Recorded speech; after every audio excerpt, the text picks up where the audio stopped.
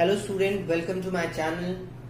आज का हमारा टॉपिक है type of cell division. Last वाली वीडियो में हम लोगों ने पढ़ा था सेल साइकिल। अब उसके बाद हम लोग इसका कंटिन्यूएशन पढ़ रहे हैं types of cell division. Cell division में हम लोग पढ़ेंगे बेसिकली आज माइटोसिस, मियोसिस नहीं, मियोसिस अगली वीडियो में पढ़ेंगे। छोटा छोटा कोर्स लेके चलेंगे तो इजी होगा समझने में आप लोगों को।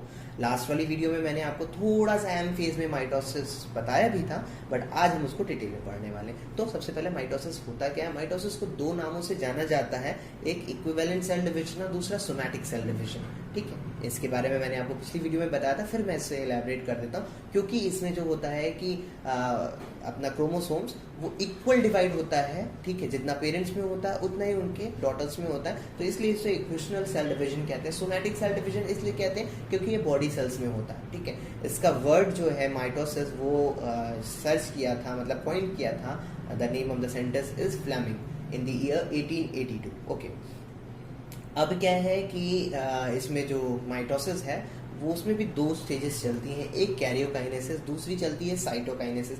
कैरियोकाइनेसिस ये थोड़ी सी लेंदी फिनोमिना है और साइटोकाइनेसिस वो थोड़ी छोटी है। तो कैरियोकाइनेसिस एक्चुअली में क्या होता है, उसमें डिवीजन ऑफ न्यूक्लियर होता है, और साइटोकाइनेसिस में डिवीजन ऑफ साइटोप्लाज्म होता है। ओके, नाउ कैरियोकाइनेसिस में अगर हम लोग जाते हैं तो उसमें अंदर जाके चार सब डिवीजन होते हैं, that is prophase, metaphase, anaphase और टीलोफेज।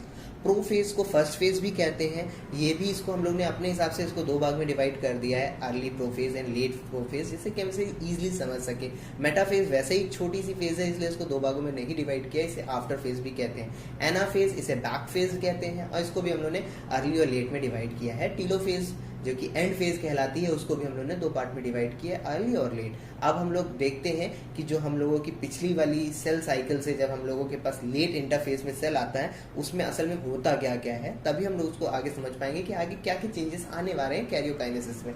तो ये जो पहला स्ट्रक्चर है जो आप देख सकते हो, ये है हमारा लेट इंटरफेज का। इसमें हम लोगों को क्या देखने मिल रहा है, हम लोग को एक देखने मिल रहा है, एक सेल है जिसके अंदर सेल मेम्ब्रेन है, और अंदर उसके साइटोप्लाज्म है, उसके अंदर न्यूक्लियर है, न्यूक्लियर के अंदर न्यूक्लियोलस है, और क्रोमैटिन फाइबर्स हैं जो कि क्रोमोसोम्स कहलाते हैं, और ऊपर हम लोगों के पास सेंट्रोसोम्स है जिसके अंदर सेंट्रियोल प्रेजेंट है।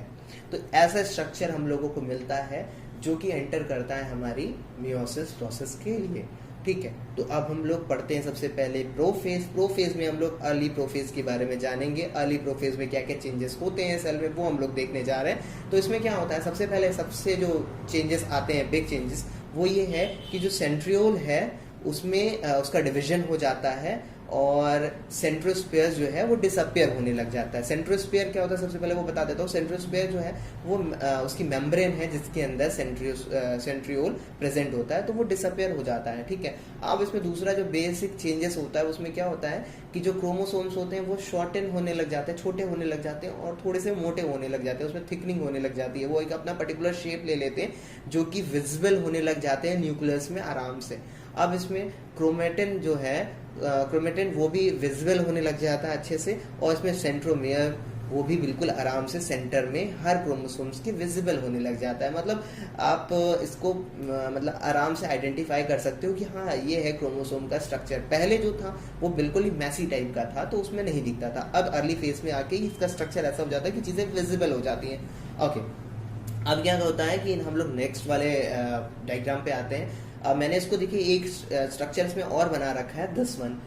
इसको मैंने सिर्फ समझने के लिए बनाया है, क्योंकि अर्ली और लेट के बीच का एक स्टेज है जो कि समझना बहुत ज़रूरी है, बहुत कॉम्प्लिकेटेड हो जाता है बच्चों को समझने में, इसलिए मैंने ये बना रखा है। इसमें क्या हो रहा है कि सेंट्रियोल्स जो हैं वो अलग अलग हो रहे हैं एक दूसरे से। जब ये अलग अलग हो रहे होते हैं तो उसमें एक नेटवर्क टाइप का स्ट्रक्चर जनरेट होने लग जाता है, थ्रेड लाइक स्ट्रक्चर एक सा आ जाता है, जैसे मकड़ी का स्ट्रक्चर होता है, उसमें लेग्स होते हैं, उसी प्रकार का एक ऐसा स्ट्रक्चर देखने मिल जाता है। तो उसमें क्या होता है, वो एस्ट्रल रे कहलाती हैं। ठीक है, तो सेंट्रियोल्स में एस्ट्रल रेज आ जाती हैं, इन दोनों को साथ में पढ़ा जाता है, तो उसको कहा जाता है एस्टर्न्स।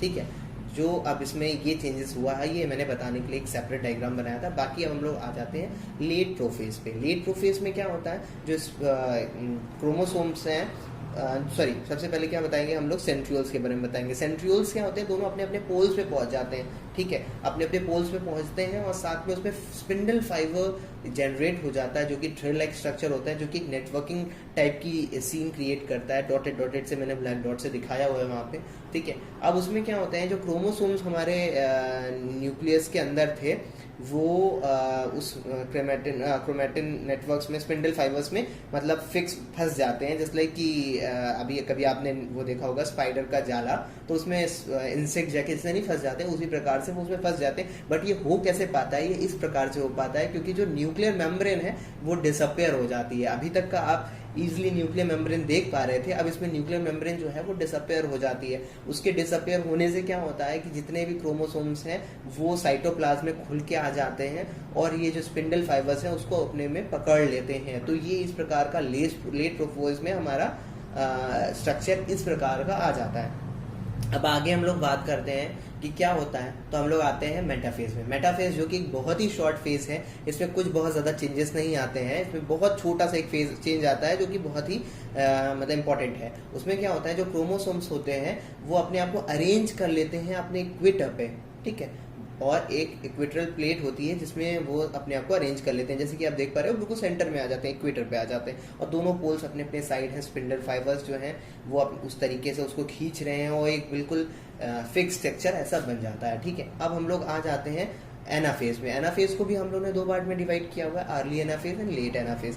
अर्ली एनाफेज में क्या होता है कि जो हमारे सेंट्रोमियर्स है वो बिकॉज जो स्पिंडल फाइबर अपने साइड से प्रेशर लगा रहे हैं दोनों पोल से, तो वो जो सेंट्रोमियर्स है वो बीच से ब्रेक हो जाता है और जो क्या नाम है ये जो है हमारे स्पिंडल फाइबर्स, ये क्रोमोसोम्स के आधे आधे पार्ट को, डॉटर पार्ट को अपने अपने पोल्स की तरफ खींचने लग जाते हैं। तो इसमें कुल मिला के इतना चेंजेस आता है जो कि आप डायग्राम में बिल्कुल आराम से विजिबल देख सकते हो। और सेल का जो स्ट्रक्चर है वो भी थोड़ा सा चेंज होने लग जाता है, मतलब सर्कुलर से थोड़ा सा अवल शेप का होने लग जाता है क्योंकि साइड से उनको प्रेशर पड़ रहा है, ठीक है। अब अगली स्टेज में हम लोग आ जाते हैं लेट एनाफेज में। लेट एनाफेज में हम लोगों को देखने मिलता है कि जो क्रोमोसोम्स हैं वो अपने अपने पोल्स की तरफ खींच रहे हैं, काफ़ी हद तक बिल्कुल पास में पहुंचने वाले हो जाते हैं। और इसमें क्या होता है, एक चीज़ और होती है कि जो भी आपके स्पिंडल फाइबर्स हैं ये धीमे धीमे धीमे धीमे अपने पोल्स की तरफ मूव करने लग जाते हैं। मतलब ये समझ लीजिए वो अपना अपना मटेरियल लेके अपने अपने पोल्स की तरफ चले गए। जैसे कि ऐसा नहीं होता डिवीजन के बाद कि सब अपने अपने चीज़ें लेके चले जाते हैं, उस टाइप का स्ट्रक्चर यहाँ पे आ जाता है। अब हम लोगों की ये ख़त्म हो जाती है एनाफेज। अब हम लोगों का जो नेक्स्ट स्टेज है वो आता है हमारा टीलोफेज, ठीक है। टीलोफेज का स्ट्रक्चर दिस साइड आपको मिलेगा, जिसे भी हम लोगों ने दो पार्ट में डिवाइड कर रखा है, अर्ली टीलोफेज और लेट टीलोफेज। तो अर्ली टीलोफेज में सबसे पहले हम लोग आते हैं। अर्ली टीलोफेज में क्या क्या चेंजेस आने दिखते हैं वो हम लोग देखते हैं। क्या होता है कि जो अपने अपने पोल्स की तरफ ही लोग लेके गए हैं वहाँ पे क्रोमोसोम्स एक साइड इकट्ठा है, उधर भी एक साइड इकट्ठा है। अब वो क्रोमोसोम्स एक पर्टिकुलर शेप में कलेक्ट हो जाते हैं और उनके बाहर एक मेम्ब्रेन टाइप की स्ट्रक्चर बनाने लग जाती है जिसे न्यूक्लियर मेम्ब्रेन कहते हैं। और साथ में उनके अंदर न्यूक्लियाई भी आने लग जाता है, डेवलप होने लग जाता है। ये ऑटो जनरेशन है यहाँ पे, ठीक है। उसके बाद क्या होता है, जो एस्टर्न्स हैं और जो स्पिंडल फाइबर्स हैं ये धीमे धीमे डिसअपेयर होने लग जाते हैं क्योंकि अब इनका काम खत्म हो चुका है, क्योंकि अब सेल अपने आप को तोड़ के आधा आधा बनाने वाली है, तो इन सब चीज़ों की ज़रूरत खत्म हो चुकी होती है।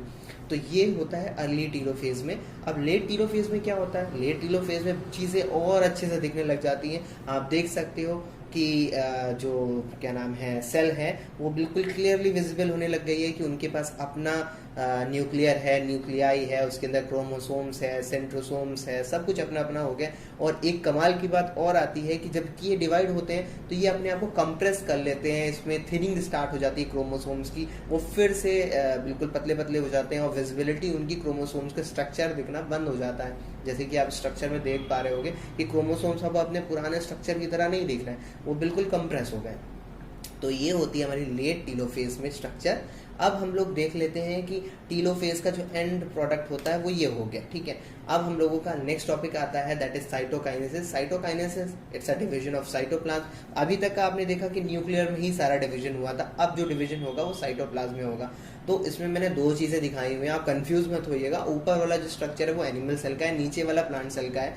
ये मैं प्लांट सेल पे बाद में आऊँगा, पहले एनिमल सेल की बात करते हैं। एक्चुअली क्या होता है, जब हम लोगों का लेट टीलोफेज से ट्रांसफर होकर साइटोकाइनेसिस स्टार्ट होती है, तो क्या होता है कि एक सेल मेम्ब्रेन में फरो हो जाता है, मतलब एक डिवीजन, पर्टिकुलर प्रॉपर डिवीजन दिखने लग जाता है। और डिवीजन इस प्रकार का होता है कि आराम से मतलब साइटोप्लाज्म अलग अलग हो जाता है और दो डॉटर सेल में बदल जाता है। जैसे कि आपने कभी कभी देखा होगा, आप एक बैलून को ट्विस्ट करते हो तो बीच में उसके फरो आ जाता है और वो दो अलग अलग बॉल सा दिखने लग जाता है, बट उसे आप काटोगे तो बॉल फूट जाती, वो बैलून फूट जाता है। बट यहाँ पे जो सेल है वो बिल्कुल आराम से दो डॉटर सेल में सेपरेट हो जाता है और उसके अंदर अपना अपना सारा पार्ट होता है। उसके अंदर अपना न्यूक्लियर होता है, सेंट्रियोल होता है। तो ठीक है, ऐसा होता है। अब सेम फिनोमिना जो अभी तक होती आ रही थी, प्रोफेज, मेटाफेज, एनाफेज, टीलोफेज, ये प्लांट सेल और एनिमल सेल में बिल्कुल सेम होती है, बस स्ट्रक्चर का डिफरेंस होता है और कुछ कुछ चीज़ें डिफरेंस होती हैं। लाइक प्लांट सेल और एनिमल सेल आपने पहले भी पढ़ा होगा, जिसमें होता है कि उनका स्ट्रक्चर थोड़ा डिफरेंट होता है, उसमें कुछ पार्ट होते हैं जिसमें सेल वॉल होता है, उसमें सेल वॉल नहीं होता है।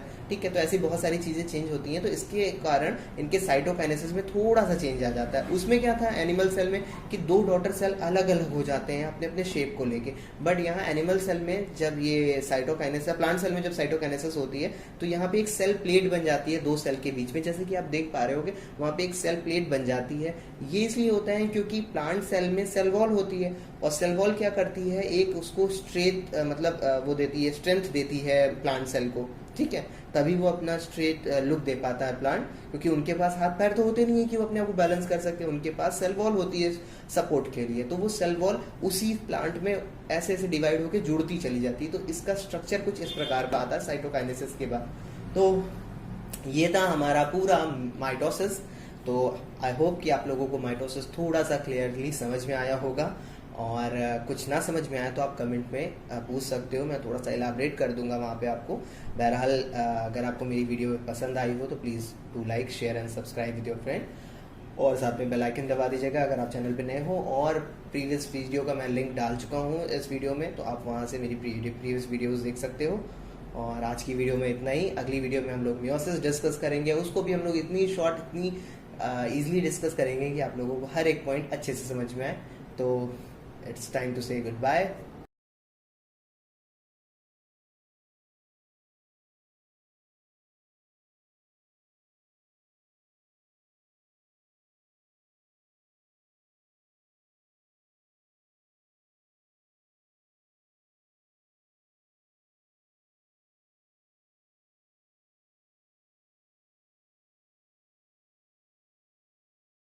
Enjoy your time and be safe.